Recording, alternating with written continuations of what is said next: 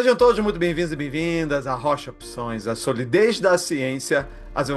Meu nome é Leandro Rocha, sou auditor federal de finanças e controle nas horas vagas trader de opções, entre outras atividades. Quero te convidar para fazer parte do grupo do Telegram. No grupo você terá todas as novidades sobre o canal, bem como poderá tirar dúvidas e debater sobre o mercado de opções. E você já pode mostrar interesse em participar do nosso fundo americano, em que desbravaremos o maior e mais líquido mercado do mundo e você poderá ter rentabilidades indecentes em dólar. Você também pode assinar o Venaval, o sistema que veio para revolucionar a venda de volatilidade e o único no mercado que te permite, de fato, gerir um portfólio de opções. E você pode descobrir todos os nossos segredos da nossa carteira administrada e do nosso fundo participando do treinamento de opções mais técnico e profundo do mercado brasileiro. São quase 5 meses de aulas intensas para que você saia operando. Todos os links da inscrição estão na descrição. O nosso sexto ciclo foi o pior de todos, mas provocou uma revolução no nosso operacional. Queríamos fazer junto com o sétimo para que fosse possível enxergar nele a aplicação de grandes revelações com resultados surpreendentes. Mas temos que conjugar tempo e qualidade. Tanto que chegamos a um nível de complexidade do operacional que será a última vez que faremos uma prestação de contas nos moldes desse vídeo. Quer saber o que eu estou falando? Não perca um vídeo que vai sacudir o que você achava que entendia de opções. Aproveitem e venham! Olá, é um prazer estar aqui mais uma vez com vocês. Antes de mais nada, quero agradecer ao Ítalo Bruno, sempre aquele braço direito aí que nos ajuda, faz todas as pesquisas, cálculos, desenvolve sistema, realmente é um menino prodígio aí. Muito obrigado, Ítalo. E vamos dar prosseguimento ao nosso trabalho aqui hoje. Fiquei bastante animado com as conversas que eu tive no evento de São Paulo, lá no Coco Bambu. Os investidores que estavam lá demonstram acompanhar com bastante atenção e cuidado todos os vídeos, e isso só me faz ficar mais motivado ainda de fazer uma prestação de contas aí de alta qualidade. Então sintam-se abraçados todos vocês que estavam lá no Coco Bambu e, claro, todos que estão aí prestigiando e assistindo esse vídeo agora aqui. Então esse aqui é o mapa de entradas e saídas do sétimo portfólio. Então nós tivemos aí 8 posições e mais o hedge. Esse momento aqui foi um momento bastante crítico, que quando aconteceu o dia da libertação de Trump. Aí você já começa a entender por que foi feito um hedge logo ali. Gosto de começar pelas operações que deram certo. Aqui a primeira,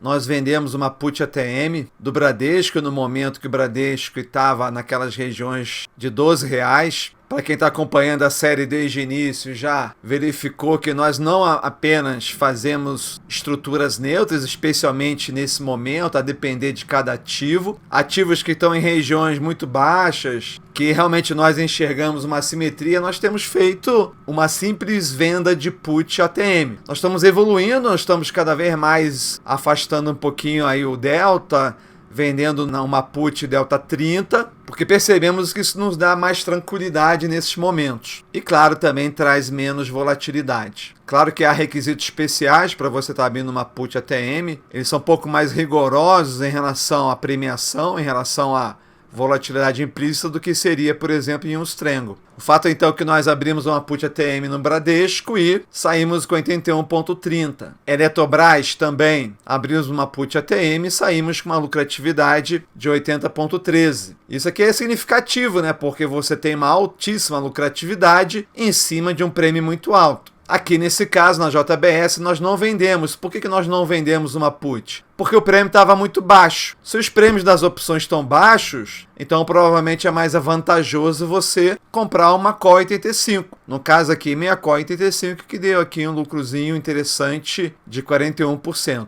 Aqui a gente começa com o índice que precifica as small caps, então por que nós estávamos com uma represadazinha aqui? Porque a Small 11 fechou levemente dentro do dinheiro, né? Então a gente fez uma rolagem que foi positiva. E o que aconteceu aqui? Vendemos então uma put ATM, que estava tudo indo muito bem, só que de uma hora para outra a Small caiu, pegou aqui o break-even da put, nós fizemos um straddle.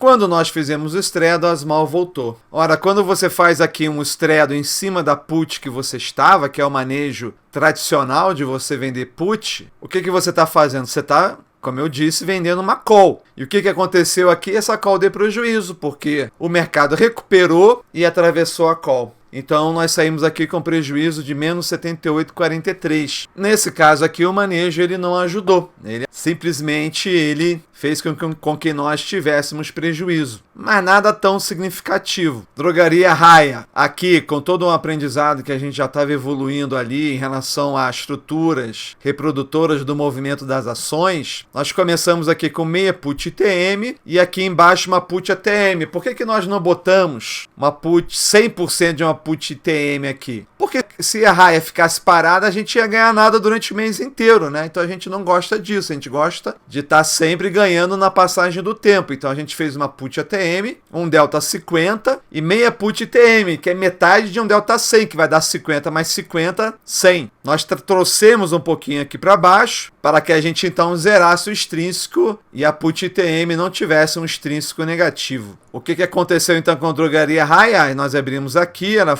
caiu, bateu o nosso break-even aqui e nós então fizemos um straddle. O que aconteceu quando a gente faz um straddle? A gente vende uma call ATM em cima da put. Olha só o que aconteceu. Por que o prejuízo não foi grande? Porque quando nós fizemos o straddle, nós também aqui compramos um pozinho de call. Nós vendemos uma call aqui e compramos uma call aqui, para que caso ela ultrapassasse, nós não sofrêssemos. E foi exatamente o que aconteceu, né? Quando nós saímos aqui, era para o prejuízo ter sido muito maior. Então, mais uma vez aqui, a call nos dando prejuízo. E isso não é de agora, né? Quem está acompanhando a série tem visto. Nós descobrimos que a estrutura que nos traz maior prejuízo são as calls. Por quê? Porque quando nós escolhemos os ativos que nós vamos derivar, as opções, nós temos um filtro muito rigoroso. Então, os ativos que a gente negocia são ativos que têm um desempenho muito sólido. São ativos que, quando caem, todos eles recuperam. Diferente da Test Live. A Test Live, quando vai escolher um ativo lá, em geral, ela simplesmente pega uma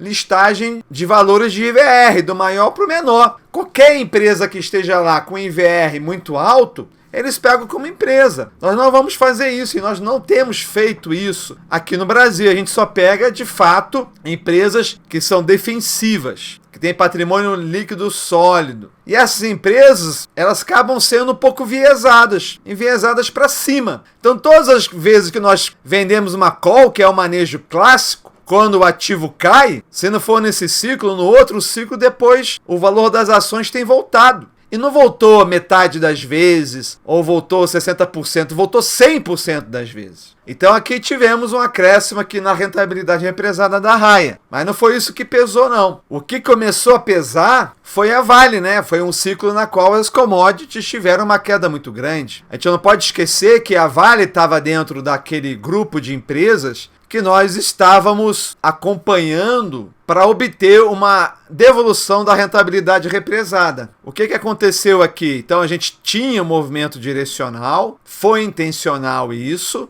aqui está desaguando em função do primeiro momento lá atrás, quando nós tivemos um movimento muito radical da Ambev. Se nós tivéssemos focado somente na posição da Ambev, nós já teríamos recuperado tudo já. Mas nós então fomos diluindo o risco, dividindo, e a Vale foi a primeira empresa que nós escolhemos para diluir o risco que estava totalmente concentrado na Ambev. O que aconteceu aqui? Veio contra. A Call 85 rapidamente ela perde impacto na estrutura, então você tem uma perda bastante limitada aqui, e tínhamos uma put ATM que ficou ITM. Quando ela chegou aqui no nível de R$49 foi demais, né? Foi uma simetria muito grande que nós então meio que dobramos a aposta e depois ela se recuperou. Essa dobrada de aposta aqui diminuiu em 29% o prejuízo. Claro que isso não é para ser feito sempre, né? São para situações muito específicas. Então, era para ter a rentabilidade represada aqui mais do que 6,5, se não fosse essa dobrada de aposta aqui. Então, tivemos aqui já uma alteração dessa rentabilidade represada em mais de 2%. Petrobras, nós abrimos aqui uma posição de Petrobras, a gente já estava ali com a ideia de distribuir por áreas em quantidades equilibradas, então a gente resolveu abrir também uma posição aqui em Petrobras. Por que deu 55% aqui? Porque quando você abre uma call 85, o que acontece? Quando o mercado cai, mesmo que esse strike aqui agora tenha valor intrínseco zero, metade, ou pelo menos quase metade do valor intrínseco se transforma em valor extrínseco. Então a gente tem aqui um forte amortecimento da perda, que se transformou em valor extrínseco. Então a gente recuperou aqui 45% do que nós pagamos. Então muita gente achava que a gente tinha perdido muita coisa em Petrobras. Não, nós não perdemos. Nem lembro aqui se era 400 mil, a gente recuperou quase 200 mil, uma coisa assim. Nós em seguida, depois dessa queda, abrimos então aqui embaixo. Então, quando você faz o fechamento de uma call aqui em cima, você pode esperar. Você pode esperar para ver no momento mais favorável. Nós abrimos aqui e fechamos praticamente no 0 a 0. Não me lembro exatamente por que nós fechamos aqui. Provavelmente pela proximidade do vencimento, ou nós já vimos que a rolagem já estaria bem positiva agora, aqui perto do vencimento. Então foi praticamente na semana do vencimento aqui. Mas essa aqui realmente não foi um problema. Então você vê porque a Petrobras ela teve uma queda significativa e nós não perdemos praticamente nada. Isso aqui já era uma evolução do operacional. A Prio aqui que teve de fato uma mudança muito radical. Nós abrimos aqui uma put ATM e uma call 85. Quando o mercado veio contra, nós então manejamos a nossa put ATM, como manda a cartilha, vendemos uma call aqui. O que aconteceu de novo agora? Mais uma vez bateu, mas dessa vez, de fato, caiu. Então nesse caso aqui o manejo funcionou. Apenas abateu, né? Porque, de fato, a Prio ela caiu muito, muito forte. E essa posição aqui foi o que deu o maior prejuízo. Mas veja que toda essa rentabilidade represada em Prio já foi liberada. Não só foi liberada, como também já se transformou parte em lucro. Mas nesse portfólio aqui aconteceu isso. Ninguém nunca imaginou que nessa altura do campeonato a PetroRio ia negociar abaixo de 37. Aconteceu. Muito bem, e a próxima tela será sobre o hedge. Mas antes de eu falar sobre o hedge, eu percebi que os investidores têm muita dificuldade de entender o significado que é de você fazer um hedge. Eles ficam falando o tempo todo que tem que fazer hedge, não pode perder nada. Então eu vou explicar qual é o significado de se fazer um hedge. Então vamos supor que você tem um portfólio que ele não está bullish e nem bearish. Ele está neutro. Quando você pega uma estrutura neutra e o mercado sobe, você perde pouco. Então a gente tem sempre aqui uma briga entre o delta e o teta. Você perde pouco porque você não está direcional, pelo menos no momento que você está neutro. Quando o mercado começa a subir, aí o portfólio começa a ficar bearish. Mas no momento que está neutro, você perde pouco. E do outro lado, você também perde pouco. A Leandro sempre perde? Normalmente sim, porque aqui eu estou falando em um movimento um pouco mais rápido, né? É um movimento de delta aqui mais rápido do que o tempo, porque o tempo você sempre ganha, mas o tempo ele cresce de pouquinho em pouquinho. Normalmente o delta ele varia mais rápido. Então, normalmente você perde pouco para um lado e perde pouco para o outro. E vai ganhando se fica aqui no meio. Você pode fazer um hedge numa estrutura que já é neutra. Você pode montar uma estrutura que ganhe na queda. Só que quando você monta uma estrutura que ganhe na queda, o que acontece se o mercado subir? Você perde muito. Porque você vai estar perdendo muito nessa estrutura que está aqui. E se o mercado vier a favor, você perde nada. Às vezes você nem faz um hedge, às vezes você faz uma calibragem direcional, como a gente chama, para que você possa até ganhar na queda. Mas quanto mais pesada for a calibragem direcional, mais você também vai perder se vier para o outro lado. Ou seja, não dá para fazer um hedge para cá e para cá. Se fosse possível fazer um hedge para cá, para cá, para cá e para cá, a gente só faria isso todo mês. Não se ganha taxas de 3% ao mês dessa forma. Não pode ganhar para todos os lados. Quando você tem aqui uma estrutura que já está direcional, então essa setinha aqui já é o portfólio. Ele já está direcional para cima. Se você não faz nada, nenhum hedge, o que acontece? E o mercado subiu, você ganha muito. ou recupera muito. Se você começou neutro e ficou direcional, você vai recuperar muito. Se você deixa o portfólio direcional e o mercado cai, você perde muito. Muito bem. Se você tem uma estrutura, um portfólio direcional e você faz um hedge, ou seja, você está neutralizando o seu portfólio, se o mercado subir, você perde pouco, se o mercado cair, você perde pouco. É a situação similar à primeira que eu mostrei na tela anterior. Então, a decisão do hedge, de fazer ou não fazer o hedge, vai impactar entre você ganhar muito se o mercado subir, ou perder pouco, ou ganhar pouco, ou ficar meio que no 0 a 0. Quando você tem ali e faz um acompanhamento da sua rentabilidade represada, essa decisão aqui tem um impacto muito grande. Muito grande. Dito isso, eu vou dar isso em números, tá? Em números. Vamos lá. Então, nós abrimos um hedge aqui, exatamente quando a gente já teve esse gap aqui muito perigoso. Não foi uma questão somente gráfica. Foi uma questão de contexto macroeconômico. O Trump estava ali dando uma de maluco lá, com aquela tabela lá de tarifas, que seria uma piada se não fosse de consequências trágicas aí. Então, se ele continuasse dando uma de maluco, o mercado internacional ia entrar em convulsão. Nós tínhamos razões para fazer o hedge? Tínhamos, até tínhamos. Mas o que aconteceu aqui, nesse candle aqui? Por que aconteceu isso aqui gigante? Veja que a gente teve uma queda muito forte aqui, depois outra queda muito forte, depois uma volatilidade gigante aqui que terminou perto da mínima. E o que aconteceu que deu esse candle verde aqui? Foi ele ter voltado atrás. Se o mercado tivesse continuado a cair, nós não teríamos perdido absolutamente nada e talvez até ganhado um pouco. Então o problema não é o mercado cair. O problema é a incerteza. É a incerteza. É ficarmos no escuro. Aonde um dia pode acontecer isso aqui e no outro dia acontece isso aqui. A depender de quê? A depender de um tweet. É uma situação macroeconômica muito parecida com aquele pacote de gastos do ano passado. Por que levamos paulada no pacote de gastos? Não é porque o mercado caiu. Era porque a todo momento havia uma incerteza. Se ia lançar ou se não ia lançar o pacote. Então você não tem como montar uma estrutura que ganhe numa direção. Porque a direção ela pode mudar a todo momento. O prejuízo que nós tomamos aqui foi 40% do resultado final. Como é que isso aconteceu? E é curioso, né? Porque as coisas mais graves que acontecem, no fundo, os investidores não veem. E às vezes eles reclamam do que é o mais importante que deva acontecer para o fundo recuperar. O que aconteceu aqui? Quando teve esse candle aqui, o portfólio ele subiu mais do que nós perdemos no hedge. O investidor que olhasse esse dia aqui, talvez não ficasse chateado. Ele olhar, deu 2% hoje. Foi um bom dia. Mas não foi um bom dia, foi um péssimo dia. Porque se nós não tivéssemos feito hedge, nós teríamos ganho 8%. 8%. Ganhamos 2%. Ou seja, deixamos de ganhar 6%. Ah, Leandro, mas nós nos protegemos. Veja que a questão da proteção tem um viés de subjetividade nisso aí.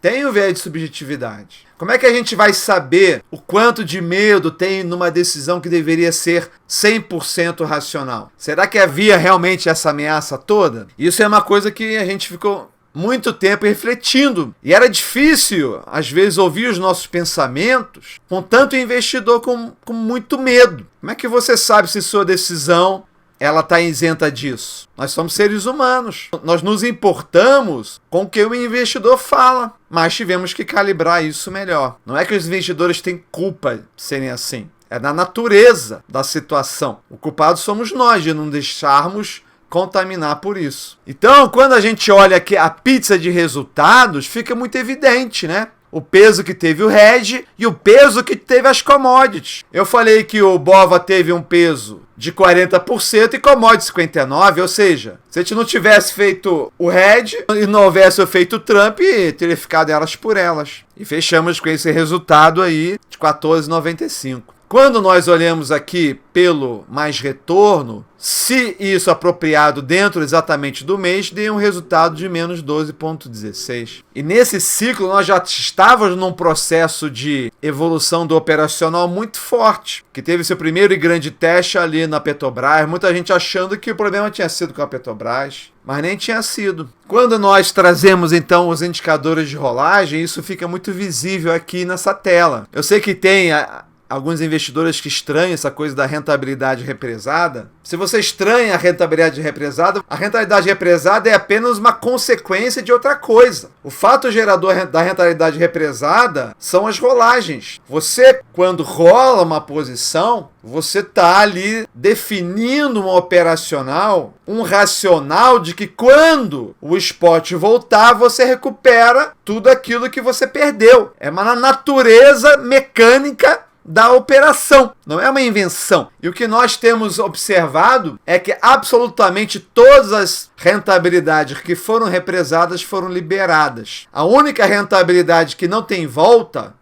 é a do hedge, a não ser que a gente faça um hedge bem sucedido, né? A única coisa que pode recuperar um hedge é outro hedge bem sucedido. Então, quando a gente compara aqui para o sétimo ciclo, a anterior e a final, no caso da Vale, estava 2,98, ficou 5,56. A Prio, que teve a primeira rentabilidade represada dela, de 0 para 5,60. Essa aqui já foi totalmente liberada. A da Vale já está em processo também de liberação final. A Raia, que não. Por que nós não conseguimos liberar toda a rentabilidade de Raia? Por causa das calls. Raia voltou tudo. Voltou tudo. Small também voltou tudo, mas perdemos na call também. Perdemos no manejo. Então, a conclusão que a gente chega é que o nosso procedimento, né, o nosso operacional de fazer um filtro rigoroso nas nossas ações não é um procedimento sem repercussão. Ele acaba tendo uma grande repercussão nas nossas operações, que acabam ficando com poder de recuperação muito alto, aonde a venda de calls, seja para manejo ou para hedge, não traz eficiência para as nossas operações. Quando a gente compara aqui o que estava de represado, 5% e aqui 16%, aumentou aí mais de 10%. E esse aumento aqui do represamento foi liberado no mês seguinte, que eu vou estar então fazendo o vídeo do 8º ciclo na semana que vem já. Na semana que vem.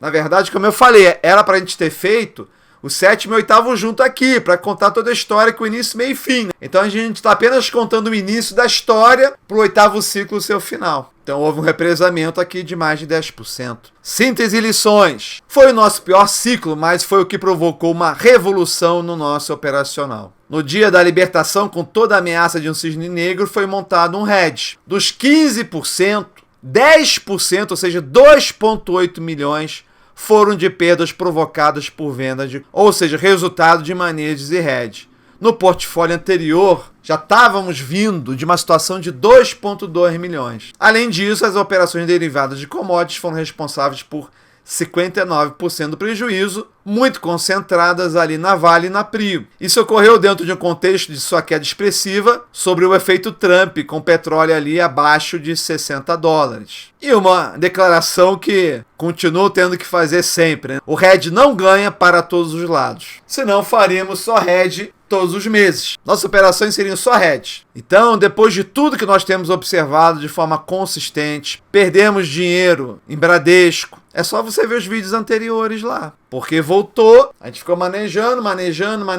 ficou no 0 a 0, mas era para ter ganho. Muitas operações que eram para ter ganho, mas ficou no 0 a 0. Então, a princípio, não faremos manejo na posição, não nas empresas que a gente opera aqui. E os hedges terão muito mais cautela e, principalmente, mudança de estrutura. Basta dizer que se tivéssemos feito uma estrutura diferente, em vez dos 2,8 milhões, nós teríamos perdido só $0,5 milhão. Ah, Leandro, você só aprendeu isso agora? Sempre deu certo. Quando você pega aí quase 2 anos de portfólios públicos e carteira administrada, os hedges que fizemos sempre deram certo. Até ver esse cenário de incerteza agora. E criamos uma estrutura que vai dar algumas vezes menos prejuízo de hedge se vier contra. E que também teria funcionado muito bem nos outros portfólios. Ou seja, teve realmente uma evolução grande na parte técnica, mas também teve uma evolução grande na parte de mentalidade também. Apanhamos e aprendemos que operar um fundo é bem diferente de operar uma conta pessoal. E requer o desenvolvimento de outras habilidades e mentalidades, especialmente no trato com os investidores. Isso a gente não tinha experiência. Eu não tinha experiência de gerir o fundo, né? É que nem carro, né? Ninguém que começa a dirigir carro tem experiência de dirigir carro. Eu tinha muita experiência no mundo catedrático. de opções, matemática, mas a relação com investidores é muito complicada. E aí a gente teve que desenvolver uma couraça aí. Mesmo com 10 meses de portfólio, outros 10 meses de carteira administrada, em que os guides sempre deram certo, um novo cenário ainda poderia ocorrer, como do pacote da falta de corte de gasto do ano passado e agora do dia da libertação. Eles não deram grandes lições, não por movimentos de queda, porque para eles os movimentos de queda nós sempre estivemos preparados, mas por momentos de grande incerteza. Tivemos aquele baile de mão de alface. Então, quando eu falo que a gente vai ter uma mudança aí nas prestações de contas, não é que nós não iremos fazer, tá? Se eu conheço os investidores, quando eu falei isso, eles sempre pensam o pior. Não é que a gente não vai fazer. É porque agora a gente está trabalhando com quase 20 posições. E cada uma dessas 20 já tem várias estruturas ali dentro. Então a gente deu uma sofisticada no racional muito grande. O sistema evoluiu. Porque agora a gente está no mundo real, né? São muitas vidas que estão em jogo aí. Então a gente precisava realmente dar uma guinada técnica e também psicológica.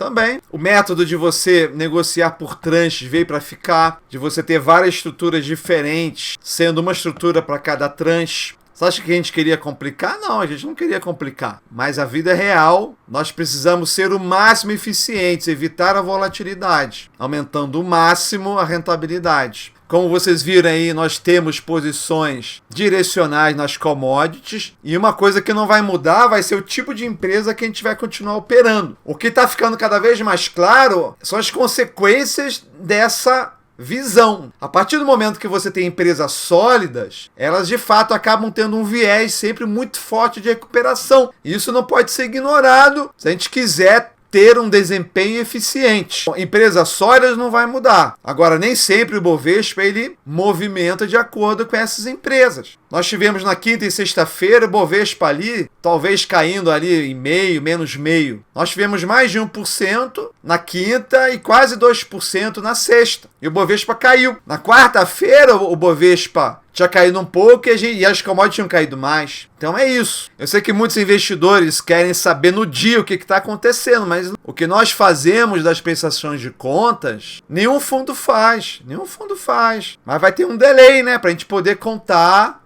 a história direito. Nós não fazemos trade. Todas as decisões que nós fazemos têm um fundamento técnico, tem princípios, tem metodologia, tem causa e consequência. Não são trades. Não são decisões que mudam a todo dia, a todo momento. Tacadas, apostas. Não é assim. Não pode virar um Big Brother ou um jogo de futebol onde o juiz quer tirar o jogador, quer xingar o juiz. Não pode ser assim. Aqui é sério, né? A gente tem que tratar com muito amor esse fundo. Eu estava até refletindo, né, uma analogia que fala muito sobre esse momento atual agora, né? Eu aprendi na vida que quando você tem muito medo de perder alguma coisa, você acaba se sabotando e te levando na direção de perder aquilo. Como quando você ama muito alguém, né? Você ama muito alguém, você quer que ela fique com você e acaba sendo muito, muito possessivo e acaba sufocando aquela pessoa e a pessoa vai embora. Há uma lição aí que a gente pode aplicar aqui. O medo da volatilidade,